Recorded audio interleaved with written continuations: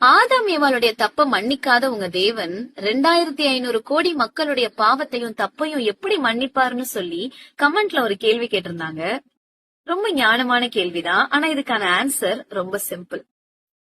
தேவன் ஆதாம் ஏவாளுடைய பாவத்தை மன்னிக்கலன்னு யாரு சொன்னா? தேவன் மன்னிச்சாங்க. அதனாலதான் இன்னைக்கு நீங்களும் நானும் உயிரோட இருக்கிறோம். இத புரிஞ்சுக்கிறதுக்கு ஒரு சின்ன உதாரணம் சொல்றேன் பாருங்களேன். உங்க பிள்ளைகிட்ட எது நல்லது எது தப்புன்னு சொல்லி எல்லாத்தையும் சொல்லி கொடுத்துட்டீங்க. தேவையான எல்லாத்தையும் கொடுத்துட்டீங்க. உதாரணத்துக்கு நெருப்ப தொடாதப்பா, அது தொட்டா சுற்றும், அதனுடைய வலியும் வேதனையும் அதிகமா இருக்கும், அதனால நீ அதை விட்டு தள்ளியே இரு அப்படிங்கிற ஆலோசனையே கொடுக்கறீங்க. ஆனா உங்க பிள்ளை நீங்க சொன்னதை கேட்காம நெருப்புல கை வச்சிருது. இப்போ அந்த பிள்ளைய நீங்க மன்னிக்காம இருப்பீங்களா? இல்ல நீங்க சொன்னதை கேட்கலங்கிறதுக்காக கொன்னு போட்டுருவீங்களா? நிச்சயமா மாட்டீங்கல்ல. அந்த பிள்ளை மேல உங்களுக்கு இருக்கக்கூடிய அன்பு அப்படி செய்ய விடாது. இப்படி இருக்கும்போது தேவன், பரலோக தேவன், உங்களை என்னையும் படைத்தவர் எப்படி நீங்க செஞ்ச தப்புக்காக மன்னிக்காம இருப்பாரு?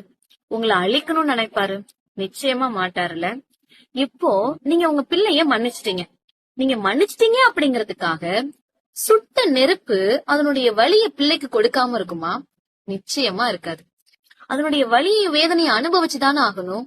இதேதான் இன்னைக்கு நம்மளும் அனுபவிச்சுட்டு இருக்கோம். தேவன் செய்ய வேணாம்னு சொன்னாங்க, அதை மீறி அவங்க செஞ்சாங்க. அதனுடைய விளைவை இன்னைக்கு நீங்களும் நானும் அனுபவிக்கிறோம். உலகம் பாவத்துக்குள்ளாக தள்ளப்பட்டது.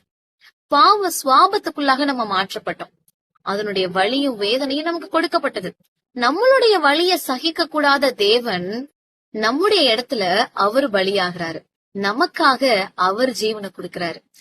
அவர் நமக்காக செய்த தியாகங்களை நம்ம நோக்கி பார்க்கும்போது, அவர் என்னுடைய தப்ப மன்னிக்கல, அவர் அன்பற்ற தேவன், அவர் என்ன பழி வாங்கிட்டாருன்னு சொல்லி அவர் மீது தேவையில்லாத குற்றச்சாட்டுகளை நம்மளால வைக்க முடியாது.